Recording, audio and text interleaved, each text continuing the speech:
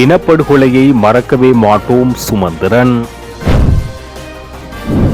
நாடு முழுவதும் 23,000 மில்லியன் ரூபாய் மதிப்பிலான அபிவிருத்தி திட்டங்களுக்கு அனுமதி. இணையவழி மோசடியுடன் தொடர்புடைய 198 வெளிநாட்டவர்கள் கைது. கல்வி சீர்திருத்தங்கள் வெறும் கண் துடைப்பு, புதிய பாடத்திட்டத்தால் 40 லட்சம் மாணவர்களின் எதிர்காலம் பாதிப்பு. Joseph Stalin. முன்னாள் ஜனாதிபதி மஹிந்த ராஜபக்ச லஞ்ச ஊழல் ஆணைக்குழுவில் முன்னிலை. இலங்கை அதிர வைக்கும் மர்ம மரணங்கள், சாட்சியங்களை அளிக்கும் மர்மம். சஜித் கட்சி உறுப்பினரிடம் 500 மில்லியன் ரூபாய் நஷ்ட ஈடு கோரும் முன்னாள் அமைச்சர் குமார ஜெயக்கொடி. விசாரணைகள் மூலம் மஹிந்தவின் மீளெழுச்சியை முடக்கவே முடியாது, சாகர காரியவசம் கடும் எச்சரிக்கை. கிளிநொச்சியில் அனாதரவாக மீட்கப்பட்ட கார் பின்னணியில் கொள்ளை சம்பவம். மருந்து களஞ்சிய சாலை விபத்து தொடர்பில் கள ஆய்வு. திருமலை சிசு உயிரிழப்பு, பாரபட்சமற்ற விசாரணை அவசியம், அரசாங்க வைத்தியர்கள். யாழில் காணி விடுவிப்பு தொடர்பில் ஆளுநர் தலைமையில் கலந்துரையாடல், வட்டமானியை மீளப் பெறுவது தொடர்பில் பேச்சு. தொடர்பான விரிவான செய்திகள். முள்ளிவாய்க்காலில் அரங்கேற்றப்பட்ட மோசமான இனப்படுகொலையை நாம் ஒருபோதும் மறக்க மாட்டோம். எத்தனை ஆண்டுகள் ஆனாலும் மாண்ட போராளிகளையும் பொதுமக்களையும் நெஞ்சில் வைத்திருப்போம் என இலங்கை தமிழரசு கட்சியின் பொதுச் செயலாளர் சுமந்திரன் தெரிவித்தார். முள்ளிவாய்க்கால் நினைவேந்தல் வாரம் ஆரம்பமாவதை முன்னிட்டு இலங்கை தமிழரசு கட்சியின் மானிப்பாய் கிளையின் ஏற்பாட்டில் பலிகாமம் தெற்கு பிரதேச சபை முன்பாக இடம்பெற்ற நினைவு தின நிகழ்வில் கலந்து கொண்டு உரையாற்றும் போது அவர் இதனை தெரிவித்துள்ளார். இந்த நிலையில் எம்.ஏ. சுமந்திரன் பொது சுடரேற்றி நினைவேந்தல் வாரத்தை ஆரம்பித்து வைத்ததுடன் இறுதி யுத்தத்தின் போது உணவின்றி ஒருவேளை கஞ்சிக்காக மக்கள் பட்ட துயரங்களை உலகுக்கு உணர்த்தும் வகையில் நிகழ்வில் கலந்து கொண்டவர்களுக்கு முள்ளிவாய்க்கால் கஞ்சி பரிமாற்றப்பட்டது. நிகழ்வின் பின்னர் கருத்து தெரிவித்த சுமந்திரன், 17 ஆண்டுகள் கடந்தாலும் முள்ளிவாய்க்கால் அவலத்தின் நினைவுகள் மாறாதவை. அந்த இறுதி தருணங்களில் மக்கள் அனுபவித்த துன்பங்களை நினைவு கூறும் வாரமாக இதனை அனுஷ்டிக்கின்றோம். கஞ்சிக்கும் வழியில்லாமல் மக்கள் கஷ்டப்பட்டதை நினைவுபடுத்தவே இந்த வாரம் முழுவதும் முள்ளிவாய்க்கால் கஞ்சி வழங்கும் நிகழ்வுகள் முன்னெடுக்கப்படுகின்றது என தெரிவித்துள்ளார். சமூக சக்தி வறுமை ஒழிப்பு தேசிய திட்டத்திற்காக 2025 வரவு செலவு திட்டத்தில் ஒதுக்கப்பட்ட 25,000 மில்லியன் ரூபாய் நிதியில் இதுவரை 23,000 மில்லியன் ரூபாய் பெறுமதியான அபிவிருத்தி திட்டங்களுக்கு அனுமதி வழங்கப்பட்டுள்ளது. அவற்றை நடைமுறைப்படுத்துவதற்காக மாவட்ட செயலாளர்களுக்கு அனுப்பி வைக்கப்பட்டுள்ளன. வாழ்வாதார அபிவிருத்தி, உற்பத்தி, பொருளாதாரம் மற்றும் உணவு பாதுகாப்பு ஆகியவற்றுடன் தொடர்புடைய சமூக அபிவிருத்தி சபைகளினால் முன்னுரிமைப்படுத்தப்பட்ட திட்டங்களுக்காகவே இந்த நிதி ஒதுக்கீடு செய்யப்பட்டுள்ளது. சமூக சக்தி தேசிய வேலை திட்டத்தின் இதுவரை கால முன்னேற்றத்தை மீளாய்வு செய்வதற்காக ஜனாதிபதி அனுரகுமார திசாநாயக்கவின் தலைமையில் நேற்று ஜனாதிபதி அலுவலகத்தில் நடைபெற்ற கலந்துரையாடலின் போது இந்த தகவல்கள் வெளியிடப்பட்டது. கிராமப்புற வறுமையை ஒழிப்பது மற்றும் கிராமிய சமூகத்தை மேம்படுத்துவதை நோக்கமாக கொண்டு அரசாங்கத்தின் முதன்மை திட்டமாக செயற்படுத்தப்படும் சமூக சக்தி தேசிய திட்டத்தின் முன்னேற்றத்தை இங்கு ஆராய்ந்த ஜனாதிபதி, இந்த திட்டத்தின் மூலம் கிடைக்கும் நன்மைகள் மற்றும் மக்களின் வாழ்க்கை தரத்தை உயர்த்துவதில் இது எந்தளவு பங்களிப்பு செய்கிறது என்பது குறித்து தொடர்ச்சியான மீளாய்வு நடவடிக்கைகளை மேற்கொள்வதன் அவசியத்தை சுட்டிக்காட்டினார். உத்தியோகத்தர் பிரிவு மட்டத்தில் இதுவரை 13,977 சமூக அபிவிருத்தி சபைகள் நிறுவி முடிக்கப்பட்டுள்ளதாக இங்கு சுட்டிக்காட்டிய அதிகாரிகள் அந்த சபைகளுக்காக வழங்கப்பட்டுள்ள நிதி ஒதுக்கீடுகள் குறித்தும் ஜனாதிபதிக்கு விளக்கம் அளித்தனர். சமூக சக்தி வேலை திட்டத்தை செயற்படுத்துவதற்காக தகவல் தொழில்நுட்ப உட்கட்டமைப்பு வசதிகளை மேம்படுத்தும் நோக்கில் பிரதேச செயலகங்கள் மற்றும் மாவட்ட மட்டத்தில் நிறுவப்பட்டுள்ள சமூக சக்தி பிரிவுகளுக்கு தேவையான வசதிகளை வழங்குவதற்கு எடுக்கப்பட்டுள்ள நடவடிக்கைகள் குறித்தும் சமூக அபிவிருத்தி சபை அதிகாரிகளுக்கு விழிப்புணர்வு ஏற்படுத்துவதற்காக 25 மாவட்டங்களை உள்ளடக்கிய வகையில் முன்னெடுக்கப்படும் பயிற்சி திட்டங்கள் குறித்தும் இதன்போது ஜனாதிபதிக்கு விளக்கம் அளிக்கப்பட்டது. கிராமிய அபிவிருத்தி, சமூக பாதுகாப்பு மற்றும் சமூக வலுவூட்டுகை அமைச்சர் உபாலி பெண்ணிலகை, கிராமிய அபிவிருத்தி, சமூக பாதுகாப்பு மற்றும் சமூக வலுவூட்டுகை பிரதி அமைச்சர் வசந்த பியதிச, ஜனாதிபதியின் செயலாளர் கலாநிதி நந்திக சனத்குமார் நாயக்க, கிராமிய அபிவிருத்தி, சமூக பாதுகாப்பு மற்றும் சமூக வலுவூட்டுகை அமைச்சின் செயலாளர் சம்பத் மந்திரி நாயக்க, ஜனாதிபதியின் சிரேஷ்ட மேலதிக செயலாளர் கபில ஜனக பண்டார, கிராமிய அபிவிருத்தி, சமூக பாதுகாப்பு மற்றும் சமூக வலுவூட்டுகை அமைச்சின் சிரேஷ்ட அதிகாரிகள் உள்ளிட்ட பலரும் நிகழ்வில் கலந்து கொண்டனர். தென் மாகாணத்தில் 3 வெவ்வேறு பகுதிகளில் முன்னெடுக்கப்பட்ட விசேட சோதனைகளின் போது கண்ணாடி குற்றங்களில் ஈடுபட்டதாக கருதப்படும் 198 வெளிநாட்டவர்கள் போலீசாரால் கைது செய்யப்பட்டுள்ளனர். மிதிகம, கிக்கடுவை மற்றும் காளி ஆகிய பகுதிகளில் இந்த சுற்றி வளைப்புகள் மேற்கொள்ளப்பட்டுள்ளன. கைது செய்யப்பட்டவர்களில் பெரும்பாலானோர் இந்திய பிரஜைகள் என தெரிவிக்கப்பட்டுள்ளது. கைது செய்யப்பட்ட மொத்த 198 பேரில் இனங்காணப்பட்டவர்கள் இந்தியர்கள் 174 பேர், நேபாளிகள் 25 பேர். நேற்றிரவு மிதிகம போலீஸ் பிரிவுக்குட்பட்ட பிங்பத்த பகுதியில் அமைந்துள்ள சுற்றுலா ஹோட்டல் ஒன்றில் மிதிகம போலீசார் மேற்கொண்ட சோதனையின் போது 33 பேர் கைது செய்யப்பட்டனர். இதில் 28 இந்தியர்களும் 5 நேபாளிகளும் அடங்குவர். இவர்கள் அனைவரும் 25 முதல் 35 வயதுக்கு இடைப்பட்டவர்கள் என போலீசார் குறிப்பிட்டுள்ளனர். கைது செய்யப்பட்டவர்களுக்கு எதிராக பின்வரும் குற்றச்சாட்டுகள் முன்வைக்கப்பட்டுள்ளது. விசா இன்றி நாட்டில் தங்கியிருந்தமை, சுற்றுலா விசாவில் வருகை தந்து சட்டவிரோத தொழில் செய்தமை, தீர்வையற்ற சிகரெட்டுகளை கைவசம் வைத்திருந்தமை, கணனி குற்றங்கள் சட்டத்தின் கீழ் வரும் மோசடிகளில் ஈடுபட்டமை. இதேவேளை கிக்கடுவை பகுதியில் 35 இந்தியர்களும் 20 நேபாளிகளும் கைது செய்யப்பட்டுள்ளதுடன் காலி பகுதியில் மேலும் 110 இந்திய பிரஜைகள் கைது செய்யப்பட்டுள்ளனர். இந்த சம்பவம் தொடர்பில் மிதிகம போலீசார் மேலதிக விசாரணைகளை மேற்கொண்டு வருகின்றனர். நாட்டில் தற்போது முன்னெடுக்கப்படவுள்ள புதிய கல்வி சீர்திருத்தங்கள் நடைமுறை சாத்தியமற்றவை. தற்போதைய அரசாங்கம் எவ்வித முறையான திட்டமிடலுமின்றி கடந்த கால ஆட்சியாளர்களின் தோல்வியுற்ற திட்டங்களை மீண்டும் திணிக்க முயற்சிக்கின்றது. பழைய பாடத்திட்டத்தால் 40 லட்சம் மாணவர்களின் எதிர்காலம் கேள்விக்குறியாகியுள்ளது என இலங்கை ஆசிரியர் சங்கத்தின் பொதுச் செயலாளர் ஜோசப் ஸ்டாலின் குற்றம் சாட்டியுள்ளார். கடந்த வாரம் பாராளுமன்ற கல்வி சீர்திருத்த குழு கூடி புதிய கல்வி சீர்திருத்தங்களை செயல்படுத்துவது குறித்து கலந்துரையாடியுள்ளது. ஆனால் இந்த புதிய கல்வி சீர்திருத்தங்கள் நடைமுறைக்கு வரும்போது பாரிய சிக்கல்கள் எழும் என்பது வெளிப்படையானது. தற்போது முன்வைக்கப்பட்டுள்ள சீர்திருத்தங்கள் இந்த அரசாங்கத்தினால் உருவாக்கப்பட்டவை அல்ல. இவை கோடபாய ராஜபக்சவின் ஆட்சி காலத்தில் கலாநிதி உபாலி சீரசிங்க போன்றவர்களால் திட்டமிடப்பட்ட பழைய ஆவணங்களாகும். இதையே தற்போதைய அரசாங்கம் எவ்வித மாற்றமுமின்றி முன்னெடுக்க பார்க்கிறது. கடந்த அரசாங்கத்தின் திட்டத்தின்படி இந்த சீர்திருத்தங்கள் முறையாக செயல்பட்டிருந்தால் 2027 ஆண்டில் புதிய பாடத்திட்டத்தின் கீழ் சாதாரண பரீட்சையும் 2028 உயர்தர பரீட்சையும் நடைபெற்றிருக்க வேண்டும். ஆனால் தற்போதைய அரசின் திட்டமிடல் குறைபாடால் இவை 2029 மற்றும் 2033 ஆண்டுகள் வரை பின்தள்ளப்பட்டுள்ளது. குறிப்பாக இந்த ஆண்டு ஆரம்பிக்கப்பட வேண்டியிருந்த 6ஆம் தரத்துக்கான புதிய பாடத்திட்டங்கள் நடைமுறைப்படுத்தப்படவில்லை. இது அடுத்த ஆண்டுக்கு ஒத்திவைக்கப்பட்டுள்ளது. இதனால் சாதாரண தர பரீட்சை 2030 ஆண்டுக்கும் உயர்தர பரீட்சை 2034 ஆண்டுக்கும் தள்ளிப்போகும் அபாயம் ஏற்பட்டுள்ளது. இலங்கையின் பாடத்திட்டம் ஒவ்வொரு 8 ஆண்டுகளுக்கும் ஒருமுறை மாற்றப்பட வேண்டும். அந்த வகையில் 2015 ஆண்டுக்கு பிறகு 2023 புதிய பாடத்திட்டம் அறிமுகப்படுத்தப்பட்டிருக்க வேண்டும். ஆனால் இன்று வரை அது நடக்கவில்லை. இதனால் சுமார் 40 லட்சம் மாணவர்கள் காலாவதியான பாடத்திட்டங்களையே கற்று வருகின்றனர். குறிப்பாக தகவல் தொழில்நுட்பம் போன்ற பாடங்கள் 2012 ஆண்டுக்குரிய தரவுகளையே கொண்டுள்ளது. செயற்கை நுண்ணறிவு போன்ற புதிய தொழில்நுட்பங்கள் உலகில் வேகமாக வளர்ந்து வரும் நிலையை எமது நாட்டு மாணவர்கள் இன்னும் பழைய விடயங்களையே படித்துக் கொண்டிருப்பது அவர்களின் எதிர்காலத்தை பாரியளவில் பாதிக்கும் என தெரிவித்துள்ளார். முன்னாள் ஜனாதிபதி மஹிந்த ராஜபக்ச ஸ்ரீலங்கன் ஏர்லைன்ஸ் ஏர்பஸ் ஒப்பந்தம் தொடர்பான லஞ்சம் அல்லது ஊழல் குற்றச்சாட்டுகளை விசாரிக்கும் ஆணைக்குழுவின் முன் இன்று காலை ஆஜராகி அறிக்கை சமர்ப்பித்துள்ளார். 2013 ஆண்டில் ஸ்ரீலங்கன் ஏர்லைன்ஸ் நிறுவனத்துக்கான விமானங்களை கொள்முதல் செய்தது தொடர்பாக கூறப்படும் $2 மில்லியன் அமெரிக்க லஞ்சம் குறித்து வாக்குமூலம் கூறி லஞ்ச ஆணைக்குழு விடுத்த அறிவிப்பை தொடர்ந்து இந்த அழைப்பாணை அனுப்பப்பட்டுள்ளது. முன்னாள் விமான போக்குவரத்து அமைச்சர் பிரியங்க ஜெயரத்னவும் ஆணையத்தின் முன் ஆஜராகுமாறு அறிவிக்கப்பட்டுள்ளதாக தெரிவிக்கப்பட்டுள்ளது. இருப்பினும் முன்னாள் ஜனாதிபதி ராஜபக்சவின் ஊடக பேச்சாளருமான மனோஜ் கமகே சில சட்ட விடயங்கள் தொடர்பாக சட்டத்தரணிகள் குழுவுடன் கலந்துரையாடல்கள் நடைபெற உள்ளதாக தெரிவித்தார். ஸ்ரீலங்கன் ஏர்லைன் நிறுவனத்தின் மறைந்த முன்னாள் தலைமை நிர்வாக அதிகாரி கபில சந்திரசேனா அளித்ததாக கூறப்படும் வாக்குமூலத்தின் அடிப்படையில் இந்த அழைப்பாணை பிறப்பிக்கப்பட்டுள்ளது என வழக்கறிஞர் மனோஜ் கமகே மேலும் தெரிவித்தார்.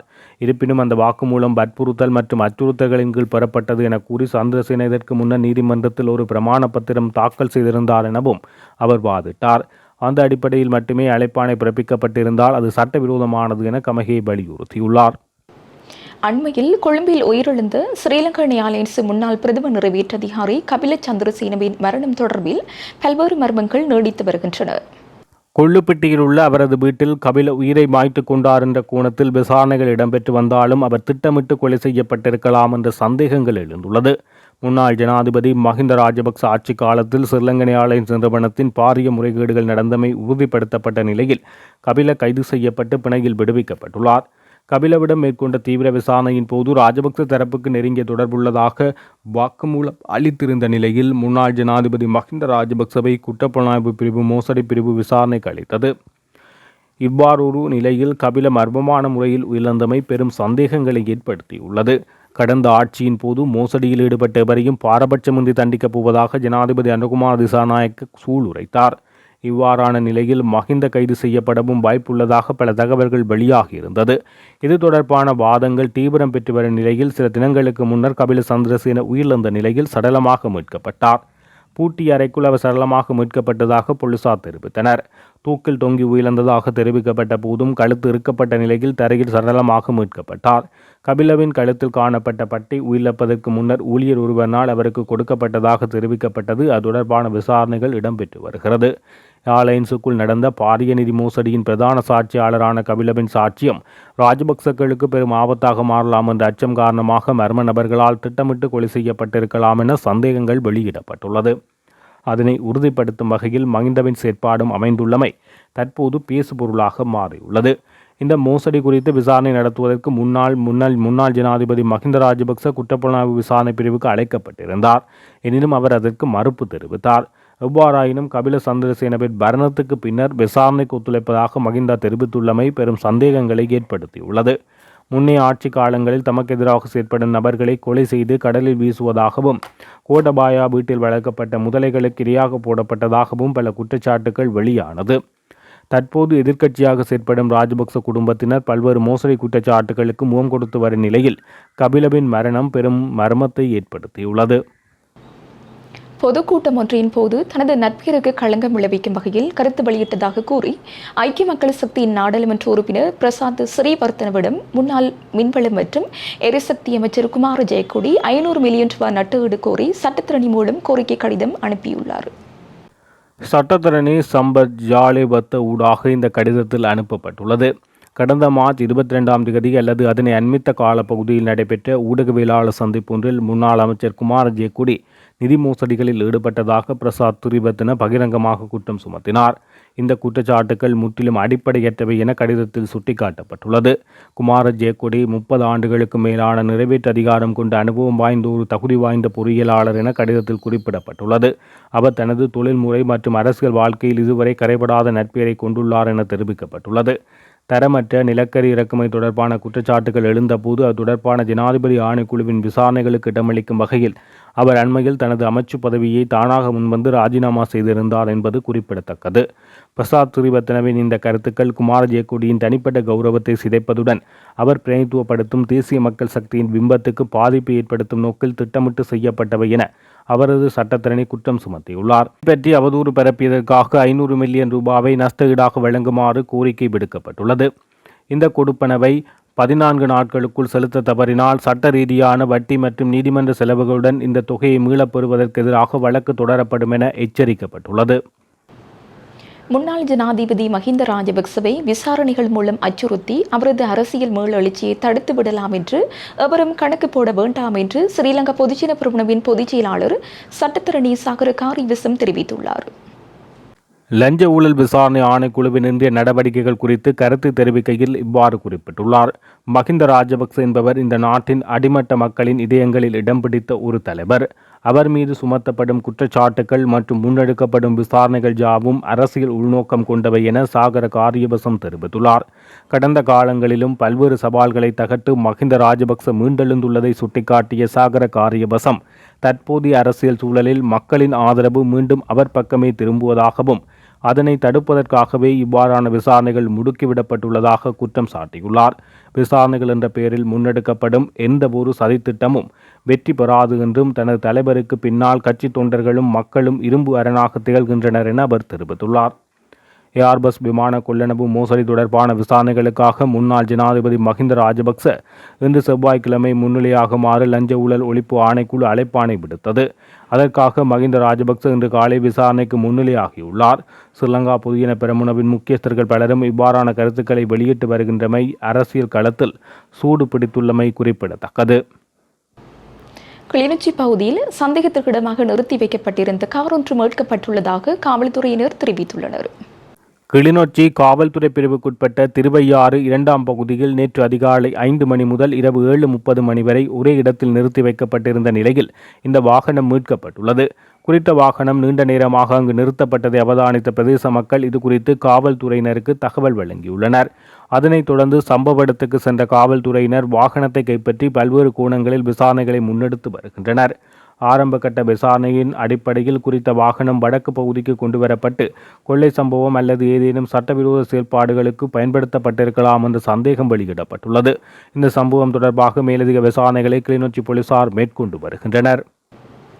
கடந்த 9ஆம் தேதி யாழ்ப்பாணம் போதனா வைத்தியசாலையில் மருந்து களஞ்சியத்தில் ஏற்பட்ட தீ விபத்து தொடர்பில் அரசு பகுப்பாய்வு திணைக்கள அதிகாரிகள் நேற்று கள ஆய்வில் ஈடுபட்டனர். கடந்த 9ஆம் தேதி அதிகாலை யாழ் போதனா வைத்தியசாலையில் மருந்து களஞ்சியத்தில் ஏற்பட்ட தீ விபத்து தொடர்பாக கொழும்பிலிருந்து வருகை தந்த அரச பகுப்பாய்வு திணைக்கள அதிகாரிகள் நேற்று நேரடியான கள ஆய்வில் ஈடுபட்டனர். இவர்களுக்கு உதவியாக யாழ்ப்பாண தடவையில் போலீசாரும் ஆய்வில் ஈடுபட்டனர்.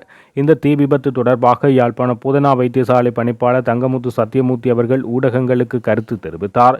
இது தொடர்பில் உள்ளக விசாரணைகள் இடம்பெறுகிறது. அதற்கு மேலதிகமாக போலீசாரும் விசாரணையில் ஈடுபட்டுள்ளனர் என தெரிவித்துள்ளார். திருவண்ணாமலை மாவட்ட பொது வைத்தியசாலையில் இடம்பெற்றதாக கூறப்படும் சிசு உயிரிழப்பு சம்பவத்திற்கும் அரசாங்க மருத்துவ அதிகாரிகள் சங்கத்தின் தொழிற்சங்க நடவடிக்கைக்கும் எவ்வித தொடர்பும் இல்லை என்றும் இது தொடர்பில் பாரபட்சமற்ற விரைவான விசாரணைகள் முன்னெடுக்கப்பட வேண்டும் என்று அந்த சங்கம் வலியுறுத்தியுள்ளது. அந்த சங்கத்தின் செயலாளர் பிரபா சுகதாச நேற்று வெளியிட்ட ஊடக அறிக்கையில் இதனை குறிப்பிட்டார். இந்த அறிக்கையில் மேலும் தெரிவிக்கப்பட்டுள்ளது, 2026ஆம் ஆண்டு ஏப்ரல் மாதம் 9ஆம் திகதி திருகோணமலை மாவட்ட பொது வைத்தியசாலையில் இடம்பெற்றதாக கூறப்படும் சிசு உயிரிழந்த நிலையில் பிறந்த சம்பவம் தொடர்பான செய்தி தற்போது ஊடகங்கள் வழியாக பரவி வருகிறது. சில ஊடக நிறுவனங்கள் இதற்கு தவறான விளக்கங்களை வழங்கி அரச மருத்துவ அதிகாரிகள் சங்கம் மேற்கொண்ட தொழிற்சங்க நடவடிக்கையுடன் இந்த சம்பவத்தை இணைத்து சங்கத்துக்கு எதிராக பொய்யான பிரச்சாரங்களை மேற்கொண்டு வருகின்றனர். அரச மருத்துவ அதிகாரிகள் சங்கம் தொழிற்சங்க நடவடிக்கைகளின் போது அவசர சிகிச்சை சேவைகள் எந்த நிலையிலும் பாதிக்கப்பட அனுமதிப்பதில்லை. அவசர நோயாளர் சேவை, குறிப்பாக அவசர சிகிச்சை பிரிவுகள், தீவிர சிகிச்சை பிரிவுகள், பிரசவ அறைகள் போன்ற இடங்களில் சேவைகள் இடையறாது நடைபெற தேவையான அனைத்து அறிவுறுத்தல்களும் வழங்கப்படுகின்றன. அதேபோல் தொழிற்சங்க நடவடிக்கைகளின் போது மகப்பேறு வைத்தியசாலைகள், குழந்தைகள் வைத்தியசாலைகள், புற்றுநோய் சிகிச்சை நிலையங்கள், சிறுநீரக நோய் தொடர்பான வைத்தியசாலைகள், இராணுவ வைத்தியசாலைகள் மற்றும் மனநல மருத்துவ நிறுவனங்களின் சேவைகள் இடையூறு இல்லாமல் தொடர்ந்து நடைபெற்று தேவையான அனைத்து அறிவுறுத்தல்களும் எங்கள் கிளைச்சங்கங்கள் மூலம் அனைத்து உறுப்பினர்களுக்கும் அறிவிக்கப்படுகிறது. அரச மருத்துவ அதிகாரிகள் சங்கத்தின் தொழிற்சங்க நடவடிக்கைகளின் போது பிரசவரை செயற்பாடுகள் எந்த விதத்திலும் தொழிற்சங்க நடவடிக்கைகளுடன் தொடர்புபடுத்தப்படுவதில்லை. எனவே அந்த சேவைகள் தொடர்ச்சியாக நடைபெறுகின்றது. இத்தகைய சூழ்நிலையில் குறுகிய அரசியல் நோக்கங்களையும் பொய்யான தகவல்களை பரப்பும் சில ஊடக நிறுவனங்களின் செயல்களை நாம் கடுமையாக கண்டிப்பதுடன் எமது தீவிர எதிர்ப்பை தெரிவித்துக் கொள்வதாக சங்கம் தெரிவித்துள்ளது. காணி சுவீகரிப்பு சட்டம் தொடர்பாக வெளியான வர்த்தமானியை மீளப்பெறுவது தொடர்பில் வடமாகாண ஆளுநருக்கும் அபிவிருத்திக்கும் சுபீட்சத்துக்குமான மக்கள் மன்றத்தின் பிரதிநிதிகளுக்கும் இடையில் கலந்துரையாடல் ஒன்று இடம்பெற்றது. வடக்கு மாகாண ஆளுநர் வேதநாயகனுக்கும் அபிவிருத்திக்கும் சுபிட்சத்துக்குமான மக்கள் மன்றத்தின் பிரதிநிதிகளுக்கும் இடையிலான விசேட கலந்துரையாடல் ஒன்று ஆளுநர் செயலகத்தில் நேற்று தினம் திங்கட்கிழமை நடைபெற்றது. இந்த கலந்துரையாடலில் வடமாகாண மக்கள் எதிர்நோக்கும் பல்வேறு சமகால பிரச்சினைகள் மற்றும் மாகாணத்தின் அபிவிருத்தி செயற்பாடுகள் தொடர்பில் குறித்த அமைப்பால் பல முக்கிய கோரிக்கைகள் முன்வைக்கப்பட்டு விரிவாக ஆராயப்பட்டது. இராணுவ கட்டுப்பாட்டில் உள்ள பொதுமக்கள் மற்றும் சமய நிறுவனங்களுக்கு சொந்தமான காணிகளை விடுவித்தல் தொடர்பில் ஆராயப்பட்டது. குறிப்பாக யாழ்ப்பாணத்தில் விடுவிக்கப்பட்ட சுமார் 3000 ஏக்கர் காணிகளை மக்கள் சட்டபூர்வமாக பயன்படுத்துவதை தடுக்கும் வகையில் காணி சுவீகரிப்பு சட்டத்தின் 2ஆம் பிரிவின் கீழ் வெளியிடப்பட்ட வட்டமானி அறிவித்தலை மீளப்பெற அரசு வலியுறுத்தல் குறித்து கூறப்பட்டது. அத்துடன் காங்கேசன்துறையில் அமைந்துள்ள ஜனாதிபதி மாளிகையை இந்து கலாச்சார பல்கலைக்கழகம் அமைப்பதற்கு வழங்குவது குறித்தும் பேசப்பட்டது. இத்துடன் ஜெஃப்னக்லரியின் மதிய நேர பிரதான செய்திகள் நிறைவடைகின்றன. மேலதிக செய்திகளை அறிந்து கொள்ள www.jeffnaclery.lk என்ற இணையதளத்தின் ஊடாக இணைந்து கொள்ளுங்கள்.